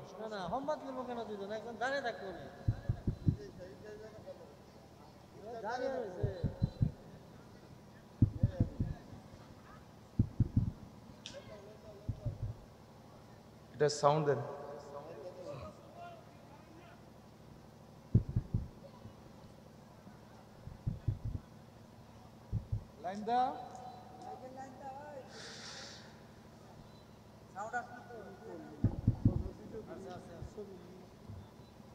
বন্ধুরা আমার, আমরা যে কথা বলতে চাচ্ছিলাম সেটা হলো যে যখনই কোনো কথা আমাদের বিরুদ্ধে যাবে, অর্থাৎ আমি হুজুর মানুষ, যখন আমার কোনো কথা আপনার মনে হবে যে কোরআন সুন্নাহর সাথে সাংঘর্ষিক, তখন আমার কথাকে আপনাকে ডিনাই করতে হবে, ডিনাই করে কোরআন ও সহিহ সুন্নাহকে মানতে হবে। আমি এটা বোঝাতে চাচ্ছি আপনাকে। কথা কি বুঝতে পেরেছেন? সেটা আমি হই আর আমার ভাই হোক, যেই হই না কেন, বা তিনি হোক, আমাদের কথা বা আপনার কোনো কথা যখন কোরআন ও সহিহ হাদিসের বিরুদ্ধে যাবে, তখন ওই কোরআন ও সহিহ হাদিসটা মানতে হবে। আর যেই কথা কোরআন ও সহিহ হাদিসের বাহিরে যাবে, যার কথা, তারটা বাদ দিতে হবে। কথা কি বুঝতে পেরেছেন? তাহলে রাসূলুল্লাহ সাল্লাল্লাহু আলাইহি সাল্লাম এবং সাহাবায়ে কেরামের মাঝে যে আমলগুলো ছিল, যে নির্দেশনাগুলো ছিল, সেটা হলো যখন আপনি নামাজে দাঁড়াবেন, সালাতে দাঁড়াবেন, তখন কাঁধের সাথে কাঁধ ও পায়ের সাথে পা মিলিয়ে দাঁড়াতে হবে। এবার আসুন, আমাদের সমাজে প্রচলিত আরেকটা পার্থক্য আছে, সেটা হলো যখন আপনি সালাতে দাঁড়াবেন, দাঁড়ানোর পরে তাকবীরে তাহরিমার সময় আপনি হাতটা কাঁধ বরাবর উঠাবেন, নাকি কান বরাবর উঠাবেন, নাকি আপনি কানের সাথে লাগাবেন? কি প্রশ্ন আসে কিনা? আছে না আমাদের সমাজে? বলেন তো আমরা কাঠটা মানবো এটা বলতে পারলেন না আপনারা? এতগুলো মানুষ কারটা মানতে হবে? রাসূলেরটা মানতে হবে। তাহলে আমরা একটু দেখি রাসূলুল্লাহ সাল্লাল্লাহু আলাইহি ওয়াসাল্লাম কি বলেছেন। এখানে হাদিসের কিতাবগুলো থাকলে বেশি ভালো হতো, খুলে খুলে দেখিয়ে দিতে পারতাম আপনাদের। সহিহ বুখারী পর্ব 10 অধ্যায় 83 হাদিস 735, সহিহ বুখারী পর্ব 10 অধ্যায় 84 হাদিস 736, সহিহ বুখারী পর্ব 10 অধ্যায় 87 হাদিস 737, সহিহ বুখারী পর্ব 10 অধ্যায় 88 হাদিস 739। এবং এ ব্যাপারে বুখারী, মুসলিম, আবু দাউদ, নাসাই, তিরমিজি থেকে প্রায় 4 শতাধিক হাদিস পাওয়া যায়। এমনকি ইমাম বুখারী রাহিমাহুল্লাহ এ ব্যাপারে একটা বই লিখেছেন, জুজুউর রাফউল ইয়াদাইন। রাসূলুল্লাহ সাল্লাল্লাহু আলাইহি ওয়াসাল্লাম থেকে লম্বা হাদিস। হাদাসানা আব্দুল্লাহ ইবনে মাসলামা আন মালিক আন ইবনে শিহাব আন সালিম ইবনে আব্দুল্লাহ আন আবি আন রাসূলুল্লাহ সাল্লাল্লাহু আলাইহি ওয়াসাল্লাম কানা ইয়ারফু ইয়াদাইহি হাদওয়া মানকিবাইহি ইযা ইবতাদাআ আস-সালাত ওয়া ইযা কাব্বারা লির-রুকু'i ওয়া ইযা রাফা'a রা'সা মির-রুকু'i ওয়া ইযা রাকা'a তাইনা ওয়া রাফা'a ইয়াদাইহি। আব্দুল্লাহ ইবনে উমর রাদিয়াল্লাহু তাআলা আনহু বলছেন, আমি রাসূলুল্লাহ সাল্লাল্লাহু আলাইহি ওয়াসাল্লামের সাথে সালাত আদায় করেছি। তিনি যখন সালাতে বা নামাজে দাঁড়াতেন তখন আল্লাহ রাসূল উভয় হাত কাঁধ বরাবর উঠাতেন। যখন তিনি রুকুতে যেতেন, রুকু হতে মাথা উঠাতেন, তখনও তিনি একইভাবে উভয় হাত কাঁধ বরাবর উঠাতেন। এবং যখন তিনি 2 রাকাত পরে নামাজ শুরু করতেন তখনও তিনি একইভাবে উভয় হাত কাঁধ বরাবর উঠাতেন। এ ব্যাপারে একাধিক সহিহ হাদিস পাওয়া যায়। কিন্তু দুঃখজনক হলো সত্য যে সমাজের ভ্রান্ত হুজুর বলতেছে আল্লাহ রাসূল নাকি সাহাবীদের সন্দেহ করতো যে সাহাবীরা নাকি বগলে পুতুল রাখতো, তাই হাত ঝাড়া মারতে বলতে। কি বলে কি না? এটা বানিয়ে বললাম নাকি হুজুরেরা বলে? আচ্ছা, সাহাবায়ে কেরামকে নিয়ে সন্দেহ থাকলে আপনার ঈমান থাকবে? কথা বুঝেন না? ঈমান থাকবে। তো কোন সাহাবীর এমন জীবনে আমল ছিল যে সাহাবী বগলে পুতুল রেখেছিল, তাই রাসূল তাকে হাত ঝাড়া মারতে বলেছেন? মুফতি সাহেব আপনি কি দেখাতে পারবেন? আমি আজকে আপনার কাছে ওপেন বলে গেলাম, যদি আপনি দেখাতে না পারেন তো আপনি যে সাহাবীদের নিয়ে অপবাদ দিলেন, কিয়ামতের মাঠে জবাব দেওয়া লাগবে না আপনার? কোন কোরআন মাজিদে পেয়েছেন আপনি? কোন হাদিসে পেয়েছেন আপনি? কেন আমাদের কাছে যে কোরআন মাজিদ আছে এখানে তো আমরা দেখি নাই। আমাদের কাছে যে হাদিস গ্রন্থগুলো আছে সেখানে তো আমরা দেখি নাই যে আল্লাহ রাসূল সাহাবীদের সন্দেহ করে তারা নাকি বগলে পুতুল রাখতে হাত ঝাড়া মারতে বলেছেন। তো আপনি কোথা থেকে সন্দেহ করেছেন? আপনি একটু আমাদের দেখান। যদি দেখাতে না পারলেন তো আপনি শুনেছেন হয়তো কারোর কাছ থেকে, আপনি এটা বললেন কেন? আমার কথা বুঝতে পারতেছেন? একটা কথা বলতে গেলেও তো বিবেক থাকা লাগে, একটা কথা বলতে গেলেও তো বুদ্ধি থাকা লাগে, একটা কথা বলতে গেলেও তো ব্রেনের মধ্যে কিছু মেডিসিন থাকা লাগে, কোরআন হাদিসের জ্ঞান থাকা লাগে। যদি জ্ঞান ছাড়া এমনিতেই বলেন তাহলে বিষয়টা কেমন হয়ে যায় না? এজন্য এই কথা কখনো বলবেন না যে সাহাবীদের সন্দেহ করতেন রাসূলুল্লাহ সাল্লাল্লাহু আলাইহি ওয়াসাল্লাম। এটা রাসূলের শানে মিথ্যাচার, এটা সাহাবায়ে কেরামের শানে মিথ্যাচার। এজন্য যখনই আপনি সালাত আদায় করবেন, যে সালাতে আদায় করেন না কেন, প্রত্যেক সালাতের ক্ষেত্রে আপনি যখন নামাজ শুরু করবেন তখন উভয় হাত কাঁধ বরাবর অথবা কান বরাবর উঠে যাবেন। যখন আপনি রুকুতে যাবেন তখন একইভাবে উভয় হাত কাঁধ বরাবর অথবা কান বরাবর উঠে যাবেন। যখন আপনি রুকু থেকে মাথা উঠাবেন তখন আপনি উভয় হাত কাঁধ বরাবর অথবা কান বরাবর উঠাবেন। যখন আপনি 2 রাকাত পরে নামাজের জন্য দাঁড়াবেন, 4 রাকাত বিশিষ্ট বা 3 রাকাত বিশিষ্ট নামাজের জন্য, তখন আপনি উভয়ভাবে একইভাবে উভয় হাত কাঁধ বরাবর অথবা কান বরাবর উঠাবেন। এটাই হলো বিশুদ্ধ, এটাই হলো রাসূলুল্লাহ সাল্লাল্লাহু আলাইহি ওয়াসাল্লামের সুন্নাহ। এখন আসুন, নামাজে আমরা দাঁড়ালাম। নামাজে দাঁড়ানোর পরে আমাদের সমাজে প্রচলিত আছে ফরজ সালাতের মধ্যে ইমাম যদি সূরা ফাতিহা পাঠ করে, মুসাল্লির সূরা ফাতিহা পাঠ করা দরকার নাই। কি আছে কিনা? কথা বলতে হবে, আছে কিনা? এতদিন তো জানতাম সূরা ফাতিহা শুধু পড়তে হয় না, কিন্তু গত কিছুদিন আগে চাঁপাইনবাবগঞ্জ থেকে একজন ফোন দিয়ে বলতেছে যে আমাদের অনেক অনেক মুসাল্লি আছে যারা নামাজে সুবহান রাব্বিল আযীম রুকুতে গিয়ে পড়তে হয় জানে না, সাজদায় গিয়ে সুবহান রাব্বিল আলা পড়তে হয় জানে না। তো ইমাম সাহেব ফতোয়া দিয়েছে যে ইমাম সাহেব পড়লেই হয়ে যাবে, মুসল্লিদের পড়ার দরকার নাই। তখন আমি বললাম যে কষ্ট করে আর মসজিদে গিয়ে নামাজ পড়ার দরকার কি? ইমাম প্রত্যেকের জন্য পড়ে দিলেই তো হয়ে যায়। আমার কথা কি বুঝতে পেরেছেন? কথা কি বুঝতে পেরেছেন? অথচ রাসূলুল্লাহ সাল্লাল্লাহু আলাইহি ওয়াসাল্লাম কি বলেছেন জানেন আপনারা? পুরোটাই উল্টা আমাদের সমাজে, পুরোটাই বিশুদ্ধ সহিহ সুন্নাহ থেকে আমাদের সমাজের মানুষ উল্টা হয়ে আছে। রাসূলুল্লাহ সাল্লাল্লাহু আলাইহি ওয়াসাল্লাম বলছেন, সহিহ বুখারী পর্ব 10 অধ্যায় 95 হাদিস নম্বর 756, লিখে নেবেন। সহিহ বুখারী পর্ব 10 অধ্যায় 95 হাদিস নম্বর 756। আল্লাহ রাসূল বলছেন, লা সালাতা লিমান লাম ইয়াকরা বিফাতিহাতিল কিতাব, যে ব্যক্তি সূরা ফাতিহা পাঠ করে না তার নামাজই হবে না। এখানে একটা লা ব্যবহার করা হয়েছে আরবি গ্রামারে। এই লা যেখানে আসে সব কিছুকে বাদ দিয়ে দেয়। যেমন আমরা কালিমার অনুবাদ এই লা এসেছে, কিন্তু আমরা সঠিক অনুবাদ করতে পারি নাই। আমাদের সমাজে কালিমার অনুবাদ কি করা হয়? লা ইলাহা ইল্লাল্লাহ, আল্লাহ ছাড়া কি নাই? মাহবুদ নাই। কিন্তু এটা সঠিক অনুবাদ না। সঠিক অনুবাদ হলো লা ইলাহা ইল্লাল্লাহর সঠিক অর্থ হলো বিহাক্কিন লা মা'বুদা ইল্লাল্লাহ, আল্লাহ ছাড়া হক, আল্লাহ ছাড়া সত্য, আল্লাহ ছাড়া প্রকৃত কোনো মাহবুদ নাই। তার মানে এই লা দ্বারা সমস্ত বাতিল মাহবুদকে বাদ দেওয়া হয়েছে। যেমন মানুষ সূর্যের পূজা করে, পীরের পূজা করে, পাথর পূজা করে, মাজার পূজা করে, খানকা পূজা করে, মূর্তি পূজা করে, এই লা দিয়ে সমস্ত বাতিল মাহবুদকে বাদ দিয়ে একক আল্লাহকে রব হিসেবে, ইলাহ হিসেবে, মালিক হিসেবে স্বীকৃতি দেওয়া হয়েছে। সির্ফ একই লা এখানে ব্যবহার করা হয়েছে। লা সালাতা লিমান লাম ইয়াকরা বিফাতিহাতিল কিতাব, যে ব্যক্তি সূরা ফাতিহা পাঠ করবে না তার কোনো নামাজই হবে না। কথা বুঝেন না মনে হয়? এটা আমি বললাম না, রাসূল বলেছেন। রাসূলুল্লাহ সাল্লাল্লাহু আলাইহি ওয়াসাল্লাম বলেছেন। এটা আমার ব্যক্তিগত কোনো কথা নয়, কিন্তু আপনার কাছে বলা হচ্ছে। আল্লাহ রাব্বুল আলামিন পবিত্র কোরআন মাজিদের মধ্যে বলেছেন, ওয়াইদা কুরিয়াল কুরআন, লম্বা আয়াত, সূরা আরাফের আয়াত, যখন কোরআন মাজিদ তিলাওয়াত করা হয় তখন তোমরা চুপ থাকো এবং শ্রবণ করো। এই চুপ থাকো এবং শ্রবণ করো এই কথাকে নিয়ে বলতেছে নামাজে সূরা ফাতিহা পড়ার দরকার নাই, দোয়া কালাম পড়ার দরকার নাই, ইমাম সাহেব পড়লে নাকি মুসাল্লিদের হয়ে যায়। আরে চুপ থাকা আর দোয়া কালাম না পড়ার মধ্যে পার্থক্য বোঝেন আপনি? শানে নুজুল পড়েছেন কোনো সময়? পড়তে তো হবে, জ্ঞান অর্জন তো করতে হবে। চুপ থাকা মানে নামাজে যাতে করে পরস্পরের সাথে কথোপকথন না করে মনোযোগী হয়, আল্লাহর সাথে কথা বলতে পারে। আরে ভাই, যখন আপনি নামাজে সূরা ফাতিহা পাঠ করেন আল্লাহ রাব্বুল আলামিন আপনার কথার জবাব দেয়। রাসূলুল্লাহ সাল্লাল্লাহু আলাইহি ওয়াসাল্লাম বলছেন, যখন আপনি বলেন আলহামদুলিল্লাহি রাব্বিল আলামিন, সমস্ত প্রশংসা দয়াময় আল্লাহ তোমার জন্য, তখন আল্লাহ রাব্বুল আলামিন আপনার কথার জবাব দিয়ে বলে, হামিদানি আব্দি, আমার বান্দা আমার প্রশংসা করলো।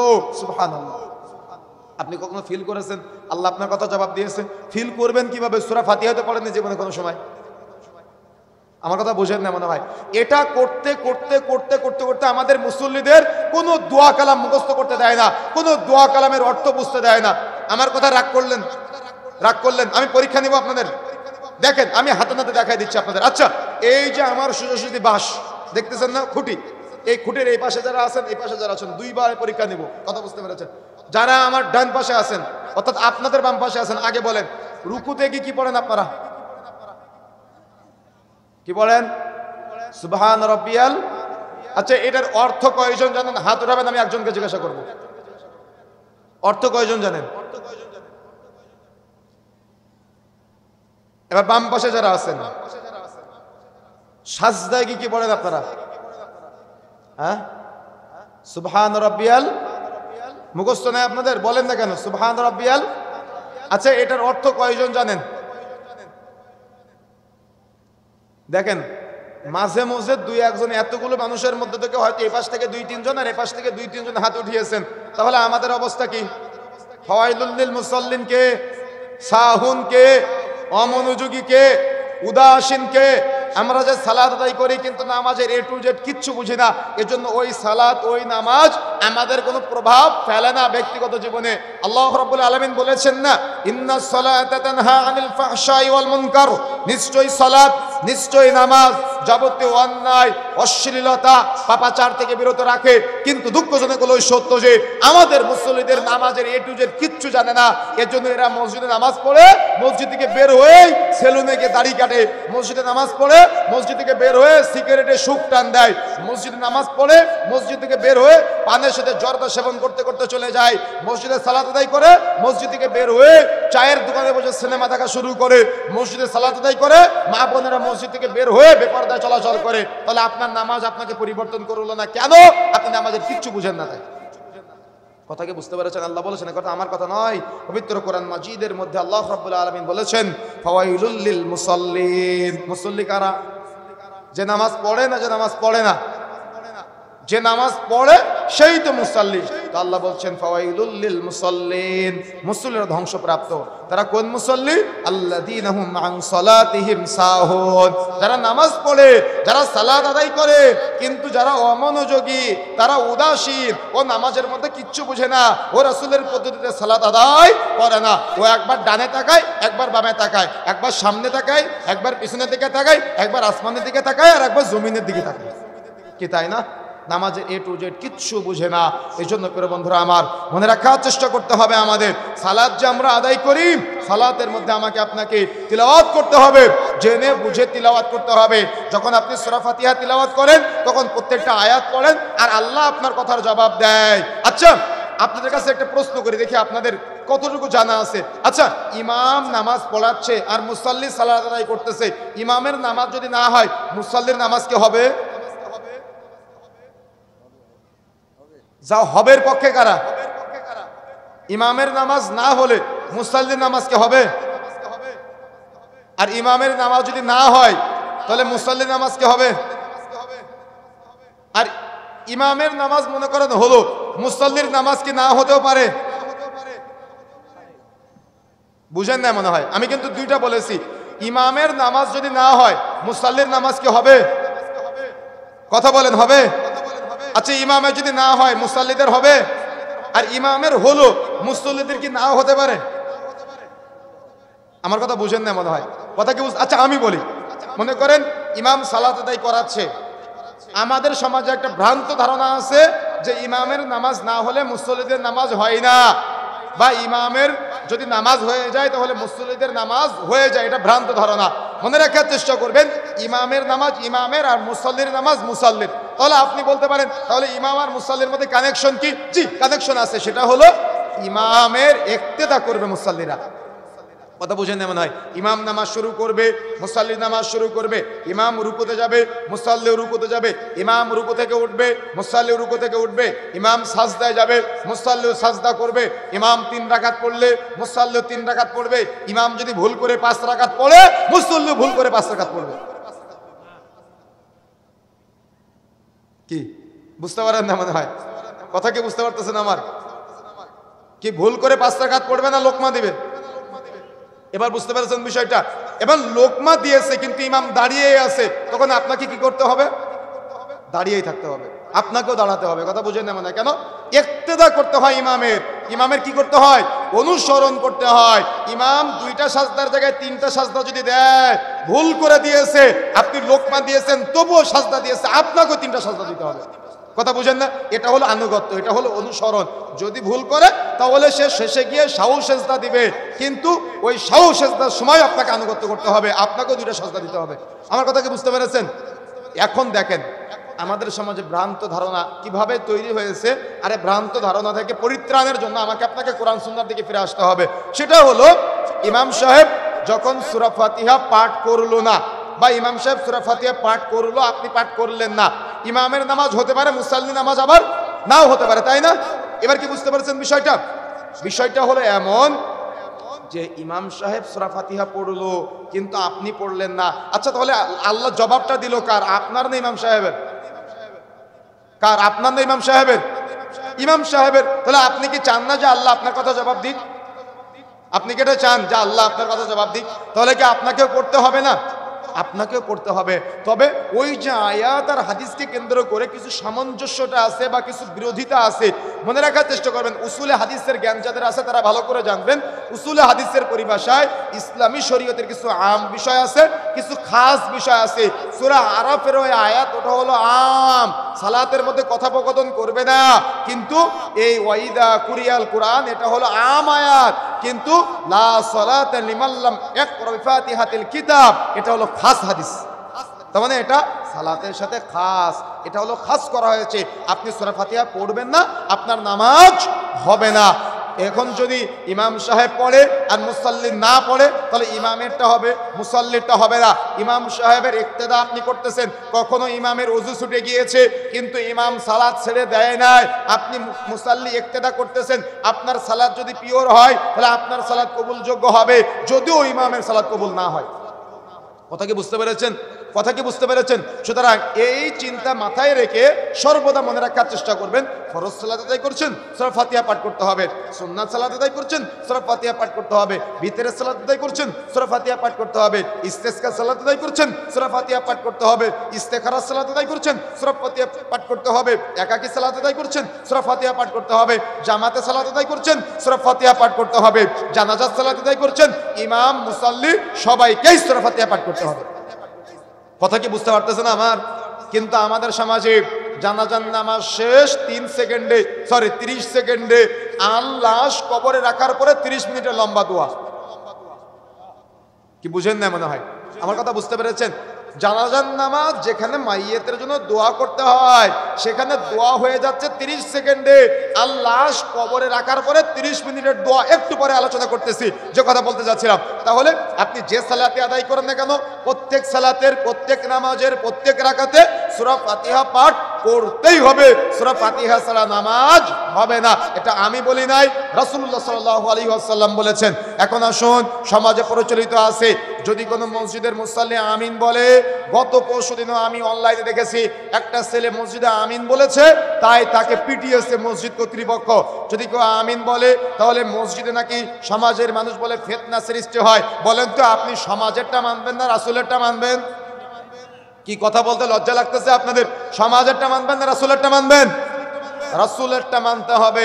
রাসূলুল্লাহ সাল্লাল্লাহু আলাইহি ওয়াসাল্লাম বলছেন, বুলুগুল মারাম 442 নম্বর পৃষ্ঠার মধ্যে এসেছে, আন আবি হুরায়রা রাদিয়াল্লাহু তাআলা আনহু قال كان رسول الله صلى الله عليه وسلم اذا فرغ من قراءة ام القرآن رفع صوته وقال آمين। আবু হুরায়রা রাদিয়াল্লাহু তাআলা বলছেন, আমি নবী মুহাম্মদ রাসূলুল্লাহ সাল্লাল্লাহু আলাইহি ওয়াসাল্লামের সাথে সালাত আদায় করেছি। তিনি যখন সালাতে সূরা ফাতিহা পাঠ করা সমাপ্ত করতেন তখন কণ্ঠস্বর উঁচু করতেন ও আমিন বলতেন। এ মর্মেও একটা মর্যাদাপূর্ণ হাদিস বর্ণিত হয়েছে সহিহ বুখারী পর্ব 10 অধ্যায় 111 হাদিস নম্বর 812, সহিহ বুখারী পর্ব 10 অধ্যায় 112 হাদিস নম্বর 813, ইদা আমানাল ইমাম ফাআমিনু ফাইন্নাহু মান আফাকা তামিনুহু তামিনাল মালায়েকাতি গুফিরা লাহু মা তাকাদ্দামা মিন যামবি। ইমাম যখন আমিন বলে তখন তোমরাও আমিন বলো, কেননা যারা আমিন বলা আর ফেরেশতাদের আমিন বলা এক হয়ে যায়, তার পিছনে সমস্ত গুনাহ থেকে তাকে মুক্ত করে দেওয়া হয়। সুবহানাল্লাহ। কে বলেছেন এই কথা? রাসূলুল্লাহ সাল্লাল্লাহু আলাইহি ওয়াসাল্লাম বলেছেন। আর আপনি বলতেছেন মসজিদে জোরে আমিন বললে ফিতনা হয়। আরে রাসূলুল্লাহ সাল্লাল্লাহু আলাইহি ওয়াসাল্লাম বলছেন ইহুদি খ্রিস্টানদের একটা স্বভাব আছে, সে স্বভাবটা হলো আমিনের শব্দ শুনলে তাদের শরীরের মধ্যে জ্বালা পোড়া করে। আর যদি কেউ আমিন বলে তাহলে আপনি উল্টা বলতেছেন রাসূলের বিরোধিতা করে, যে এদের ইহুদি খ্রিস্টানরা 300 করে টাকা দেয় তাই নাকি এরা জোরে আমিন বলে। কি উল্টা হয়ে গেল না রাসূলের সাথে? আমার কথা বুঝেন না মনে? আমি কিন্তু একটা হাদিসের বাইরে কোনো কথা বলেছি এ পর্যন্ত? একটাও রেফারেন্স ছাড়া কথা বলে নাই, প্রত্যেকটা হাদিসের দলিল সহকারে বলেছি। আপনি নিয়ে আসেন, আমি খুলিয়ে দেখিয়ে দিচ্ছি আপনাকে। কিন্তু মনে রাখার চেষ্টা করবেন, আমাদের সমাজের মানুষ আজকে রাসূলের সুন্নাহর বিরোধিতা করে এই স্টেজে বসে বড় বড় বক্তারা বলতেছে 300 টাকার বিনিময়ে নাকি আমিন বলি আমরা। মাথা খারাপ হয়ে যায়। রাসূলের শানে কত বড় বেয়াদবি, রাসূলের শানে কত বড় মিথ্যাচার চলতেছে আমাদের সমাজে। অথচ রাসূলুল্লাহ সাল্লাল্লাহু আলাইহি ওয়াসাল্লাম থেকে লম্বা আলোচনায় লালাজ্জাতুন শব্দটি পাওয়া যায়, যে তৎকালীন সময়ে মসজিদের ভিতরে ঘুম ঘুম আওয়াজ হতো, মসজিদের ভিতরে ঘুম ঘুম আওয়াজ হতো। এখনো পর্যন্ত সৌদি আরবের সব মসজিদগুলোতে সুন্নতের উপর আমল আছে, মিডল ইস্টের সব মসজিদগুলোতে সুন্নতের উপর আমল আছে। কিন্তু কিভাবে কিভাবে কিভাবে কিভাবে বাংলাদেশ, ভারত, পাকিস্তানের কিছু কিছু মসজিদে আজকে এই আমিনগুলা নিম্ন স্বরে হয়ে গিয়েছে। আর যদি কেউ উচ্চ স্বরে বলে তাকে মসজিদ থেকে বের করে দেয়। অথচ একটা বারের জন্য হাদিসকে যাচাই বাছাই করার প্রচেষ্টা চালায় না, একটা বারের জন্য সুন্নাহকে প্রচার করার প্রচেষ্টা চালায় না। আরে ভাই, আপনি যে আমল করতে বাধা দিচ্ছেন, এ বাধা দেওয়া মানে কি হাদিস মানতে বাধা দেওয়া নয় কি? অবশ্যই হাদিস মানতে বাধা দেওয়া। রাসূলের বিরোধিতা করা মানে হাদিসের বিরোধিতা করা, আর হাদিসের বিরোধিতা করা মানে রাসূলের বিরোধিতা করা, একই জিনিস। তাহলে রাসূলের বিরোধিতা করে কিভাবে আপনি আশিকে রাসূল হচ্ছেন আজকে? আমার কথা কি বুঝতে পারতেছেন? এই জন্য প্রিয় বন্ধুরা আমার, আপনি যখন সালাতে সূরা ফাতিহা পাঠ করবেন অবশ্যই আপনাকে পাঠ করতেই হবে। সূরা ফাতিহা পাঠ করা শেষ করবেন, কণ্ঠস্বর উঁচু করতে হবে, ইমাম মুসাল্লি সবাইকে আমিন বলতে হবে। ইমামের আমিন বলা আর ফেরেশতাদের আমিন বলা, আপনার আমিন বলা আর ফেরেশতাদের আমিন বলা যদি এক হয়ে যায় তাহলে আল্লাহ রাসূল বলছেন গফিরা লাহু মা তাকাদ্দামা মিন যামবি, তার পেছনের সমস্ত গুনাহ থেকে মাফ করে দেওয়া হয়। সুবহানাল্লাহ। সুতরাং যদি মনে হয় যে আমার কিছু গুনাহ আছে, আমার গুনাহ থেকে মুক্ত হওয়া দরকার, তাহলে আপনি আমল করতে পারেন। আর যদি মনে হয় যে কোনো গুনাহ নাই, আমি ফেরেশতা, তাহলে আপনি আমল করিয়েন না। আপনার সাথে আমার জোর জবরদস্তি নাই। এখন আসুন যে কথা বলতে চাই, সমাজে প্রচলিত আছে মহিলারা সাজদা কিভাবে দিবে, পুরুষরা সাজদা কিভাবে দিবে। মহিলারা মাটির সাথে মিশে গিয়ে সাজদা দেয়, আর পুরুষেরা দেখা যাচ্ছে উঁচু হয়ে সাজদা দেয়। মনে রাখার চেষ্টা করতে হবে, এ ব্যাপারে বিশুদ্ধ হাদিস হলো, সেই হাদিস হলো পুরুষরা যেভাবে সাজদা দেয় নারীরাও সেম পদ্ধতিতে সাজদা দিবে। সহিহ বুখারী পর্ব 10 তাতে যখন মহিলারা দাঁড়াক বা পুরুষরা দাঁড়াক, এখানে আলাদা করা হয় নাই যে আপনি যখন নামাজে দাঁড়াবেন, নামাজে দাঁড়ানোর পরে যখন আপনি সাজদায় যাবেন, সাজদায় যাওয়ার সময় এবং সাজদায় যাওয়ার পরে একটা সুন্নাহ পদ্ধতি আছে, আগে হাত দিবেন, পরে হাঁটু দিবেন, তারপরে আপনি যে সাজদাটা দিবেন, সাজদা দেওয়ার সময় যাতে করে আপনার এই বুকের নিচ দিয়ে, আপনার পেটের নিচ দিয়ে ছোট্ট একটা বকরি যাওয়া আসা করতে পারে, এমন জায়গা রাখতে হবে। এটা নারী এবং এটা পুরুষ উভয়ের জন্য সমান। কিন্তু সমাজে কেমনে কেমনে প্রচলিত হয়েছে মহিলারা নাকি মাটির সাথে মিশে গিয়ে সাজদা দিবে, এ ব্যাপারে কোনো বিশুদ্ধ সহিহ হাদিস পাওয়া যায় না। তারপরেও আপনার স্ত্রীকে আপনি মাটিতে মিশে সাজদা দিতে বললেন, মনে রাখার চেষ্টা করবেন এটা হলো সুন্নতের বিরোধিতা। আরে শুধু সাজদার ক্ষেত্রে না, আমাদের সমাজে নারী পুরুষের নামাজের বহু পার্থক্য করে ফেলেছে আমাদের সমাজের মানুষ। কিন্তু আল্লাহ রাসূল থেকে নামাজের ভিতরে নারী এবং পুরুষের পদ্ধতিগত কোনো পার্থক্য আল্লাহ রাসূল দিয়ে যায় নাই। আল্লাহ রাসূল বলেছেন সল্লু কামা রাআইতুমুনি উসাল্লি, তোমরা সেভাবে সালাত আদায় করো যেভাবে আমাকে সালাত আদায় করতে, নামাজ পড়তে দেখেছো। সুতরাং নারীদের জন্য পুরুষের জন্য আল্লাহ রাসূল আলাদা করে নাই, আমাদেরকে আলাদা করা দরকার আছে, কথা বলতে হবে, দরকার আছে। সুতরাং পুরুষরা যে পদ্ধতিতে সালাত আদায় করে, নারীরাও একই পদ্ধতিতে সালাত আদায় করবে। পুরুষেরা যেখানে হাত বেঁধে সালাত আদায় করে, নারীদেরকেও একই বুকে পরে হাত বেঁধে সালাত আদায় করতে হবে। পুরুষরা যেমন রফউল ইয়াদাইন করবে, নারীরাও রফউল ইয়াদাইন করবে। পুরুষরা যেমন সালাতে সূরা ফাতিহা পাঠ করবে, নারীরাও সালাতে সূরা ফাতিহা পাঠ করবে। পুরুষরা যেমন কাতারে যখন দাঁড়াবে জামাতে, কাঁধের সাথে কাঁধ, পায়ের সাথে পা মিলিয়ে দাঁড়াবে, নারীরাও কাঁধের সাথে কাঁধ, পায়ের সাথে পা মিলিয়ে দাঁড়াবে। এটা হলো বিশুদ্ধ। পুরুষরা যেভাবে রুকু করে, নারীরাও সেম ভাবে রুকু করবে। পুরুষরা যেভাবে সাজদা দেয়, নারীরাও একইভাবে সাজদা দেবে। কোনো পদ্ধতিগত পার্থক্য নাই। কিন্তু সমাজের মানুষ কেমনে কেমনে পার্থক্য করে ফেলেছে, মনে রাখার চেষ্টা করতে হবে। এটা হলো সমাজে ভ্রান্তি চলছে। যে কথা বলতে চাচ্ছিলাম, ওই যে আলোচনা করতে করতে ছেড়ে এসেছিলাম, সেটা হলো আপনি যখন নামাজে দাঁড়াবেন, নামাজে দাঁড়ানোর আগে আজান ও ইকামতের মধ্যবর্তী সময়ে দোয়া করার জায়গা, দোয়া করলে দোয়া কবুল হয়। যখন আপনি সালাতে দাঁড়ালেন, তাকবীরে তাহরিমা পরে বুকে হাত বাঁধলেন, সানা পাঠ করবেন, সূরা ফাতিহা পাঠ করবেন।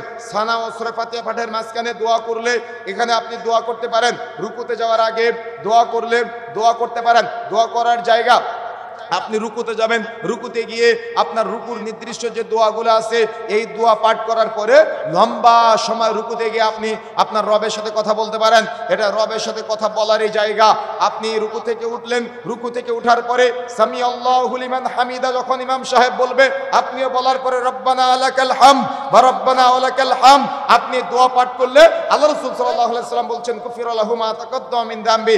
আপনার বলা আর ফেরেশতাদের বলা যদি এক হয়ে যায়, তাহলে তার পিছনের গুনাহ থেকে তাকে মুক্ত করে দেওয়া হয়। সুবহানাল্লাহ। তাহলে এই যে আপনি রুকু থেকে উঠার পরে নির্দিষ্ট দোয়া পাঠ করলেন, দোয়া পাঠের পরে লম্বা সময় আপনি দোয়া করতে পারেন। হাত তুলে দোয়া করতে পারেন, হাত ছেড়ে দিয়ে দোয়া করতে পারেন। আপনি সাজদায় যাবেন, সাজদায় নির্দিষ্ট দোয়া আছে, এই নির্দিষ্ট দোয়া পাঠের পরে লম্বা সময় আপনি আল্লাহর সাথে কথা বলবেন। আরে সাজদা তো কথা বলারই জায়গা, সাজদা তো কথা বলারই জায়গা। সাজদায় তো আল্লাহর সাথে কথা বলতে হয়। এই সাজদায় আপনি আল্লাহর সাথে কথা বলবেন। সাজদায় যদি আপনি আল্লাহর সাথে কথা না বলেন, তাহলে আপনি আল্লাহর সাথে কথা বলবেন কোথায়? আল্লাহর সাথে বন্ধুত্ব করার জায়গা হলো সাজদা। সাজদায় হৃদয়ের যত ইচ্ছা, আশা, অনুভূতি, আকাঙ্ক্ষা, চাওয়া পাওয়া আছে, সব সাজদায় আল্লাহর কাছে করতে হয়। এই সাজদা আপনি আল্লাহর কাছে চাইবেন, এটা চাওয়ার জায়গা। আপনি দুই সাজদার মাঝখানে নির্দিষ্ট দোয়া পাঠের পরে আল্লাহর কাছে দোয়া করা যায়, আপনি এখানে দোয়া করবেন দুই সাজদার মাঝখানে। এরপরে আপনি যখন বৈঠকে বসবেন, আত্তাহিয়াতু দুরূদ শরীফ দোয়ায়ে মাসুরা পড়ার পরে সালাম ফেরানোর আগে লম্বা সময় দোয়া করা যায়। এটা দোয়া করারই জায়গা। লম্বা সময় দোয়া করার জায়গা, আপনি সেখানেও দোয়া করলেন না। কিন্তু আপনি দোয়া করলেন না আজান ইকামতের মধ্যবর্তী সময়ে, আপনি তাকবীরে তাহরিমার পরে, সানা পাঠের পরে, সূরা ফাতিহা পাঠের আগে দোয়াকে দোয়া প্রয়োজন মনে করলেন না, রুকুতে যাওয়ার আগে দোয়া করাকে প্রয়োজন মনে করলেন না, রুকু নির্দিষ্ট দোয়া সম্পর্কে কিছু জানেন না, অন্যান্য দোয়া রুকুতে গিয়ে আপনি পড়েন না, রুকু থেকে উঠার পরে কি পড়তে হয় তাও জানেন না, অর্থ বোঝেন না, রুকুর পরে নির্দিষ্ট দোয়া পড়ার পরে এমনিতে আপনি আপনার ইচ্ছা আশা আকাঙ্ক্ষার কোনো দোয়া পড়েন না, সাজদায় গিয়ে কি পড়েন সেটাও জানেন না, সাজদার নির্দিষ্ট দোয়া পড়ার পরে নিজের ব্যক্তিগত চাওয়া ইচ্ছা আশা আকাঙ্ক্ষা আছে এসব কোনো কিছু আপনি করেন না। ওইটাকে বসে আত্তাহিয়াতু দুরূদ শরীফ দোয়া মাসুরা পাঠের পরে আপনি কোনো দোয়া করলেন না। কিন্তু লম্বা সময় দোয়া করার জায়গা, দোয়া করতেই হয়। দোয়া কেন আপনি করবেন না? সেখানে দোয়া না করে নামাজ শেষ আসসালামু আলাইকুম ওয়া রাহমাতুল্লাহ, আসসালামু আলাইকুম ওয়া রাহমাতুল্লাহ, আল্লাহুম্মা আমিন। বুঝেন না মনে হয়, কষ্ট পেলেন? দোয়া করার জায়গা কোথায় বলেছি আমি? আপনার হুজুরকে জিজ্ঞাসা করবেন দোয়া করার জায়গা কোথায়, সালাতের ভিতরে। কিন্তু আপনি সেই দোয়াটা সালাতের বাহিরে নিয়ে সুন্নাহ বলে ফরজ সালাতের পরে ইমাম মুসাল্লি সবাই একসাথে আল্লাহুম্মা আমিন, ওয়াজ মাহফিলের পরে, জালসা মাহফিলের পরে, ইজতেমার পরে, দোকান উদ্বোধনের পরে, বা দেখা যাচ্ছে রাস্তাঘাট উদ্বোধনের পরে, এখন তো সিনেমা উদ্বোধনেও মিলাদ বা দোয়ার অনুষ্ঠান করা হয়। বলেন নাউজুবিল্লাহ। চলতেছে না এগুলো আমাদের সমাজে? জ্ঞান নাই, জ্ঞানের স্বল্পতা, ভ্রান্ত হুজুর দিয়ে জাহান্নাম উদ্বোধন করা হবে। এই জন্য সতর্ক থাকার চেষ্টা করবেন, সাবধান থাকার চেষ্টা করবেন। এরা সব করতে পারে, দোকান উদ্বোধনেও মিলাদ, মরা মানুষ মারা গেলেও তার বাড়িতে মিলাদ চলে। আরে ভাই, আজকে এমন ভাবে আয়োজন করে যে ওটা বিয়ে বাড়ি না মরা বাড়ি বোঝাই যায় না। কি ভুল কিছু বলেছে? রাগ করলেন আপনি? কষ্ট পেলেন আপনি? আপনি বাবা, আপনার লজ্জা হওয়া দরকার যে আপনি মরার পরে আপনার সন্তান রব্বির হামহুমা কামা রব্বায়ানি সাগীরা, রব্বির হামহুমা কামা রব্বায়ানি সাগীরা দোয়া করতে জানে না, দোয়া পড়তে জানে না। ও আপনি মরার পরে বিয়ে বাড়ির মতো টেবিল চেয়ার ভাড়া করে এলাকার বড় বড় লোকদের ফকির মিসকিন বানিয়ে খাওয়ায়। কথা কি বুঝতে পেরেছেন? এই জন্য প্রিয় বন্ধুরা আমার, যে কথা বলতে চাচ্ছিলাম মনে রাখার চেষ্টা করতে হবে আমাদের, সেটা হলো এমন বহু বিভ্রান্তিকর পদ্ধতি আমাদের সমাজে আছে যেগুলা সমাজে চলতেছে, আমাদেরকে এগুলা থেকে ফিরে আসতে হবে। পারবেন ইনশাআল্লাহ? পারবেন ইনশাআল্লাহ? তাহলে আপনি যে সালাতে আদায় করেন না কেন সূরা ফাতিহা পাঠ করতেই হবে। আজকে জানাজার সালাত 30 সেকেন্ডে আর লাশ কবরে রাখার পরে 30 মিনিটের লম্বা দোয়া, এটাও চলবে না। জানাজার সালাতের মধ্যে আপনি লম্বা সময় মাইয়িতের জন্য দোয়া করবেন, মনে থাকবে ইনশাআল্লাহ। চেষ্টা করতে হবে। আলোচনা আরো থেকে গেল, যেহেতু শেখ চলে এসেছেন আমি আলোচনার সামনে নিয়ে যেতে চাচ্ছি না। সালাতের আলোচনা আমরা তো শেষ করতে পারলাম না, অন্যান্য ধর্মীয় জাহেলিয়াতের আরো বহু আলোচনা আছে, শিরক বিদআতের উপরে আমরা পরবর্তীতে আল্লাহ রাব্বুল আলামিন যদি কখনো তৌফিক দেয় তাহলে আমরা পরবর্তীতে আলোচনা করবো ইনশাআল্লাহ। আল্লাহ রাব্বুল আলামিন সংক্ষিপ্ত সময় আমরা যে কথাগুলো বলেছি আমি সহ আমাদের সবাইকে সুন্নাতের পাবন্দী হয়ে সুন্নাতের উপরে আমল করা তৌফিক দান করেন, বলেন আমিন। যারা আমরা একসাথে আছি আল্লাহ রাব্বুল আলামিন আমাদের সবাইকে এভাবে কোনো একদিন জান্নাতে একসাথে বসে গল্প করার জন্য তৌফিক দান করেন, বলেন আমিন। এই আশা, এই দাবি, এই দাওয়া ব্যক্ত রেখে সংক্ষিপ্ত সময়ের আলোচনা আমরা এখানে সমাপ্ত করছি। সুবহানাকা আল্লাহুম্মা বিহামদিক আশহাদু আল্লা ইলাহা ইল্লা আনতা আস্তাগফিরুকা ওয়া আতুবু ইলাইক। আসসালামু আলাইকুম ওয়া রাহমাতুল্লাহি ওয়া বারাকাতুহু।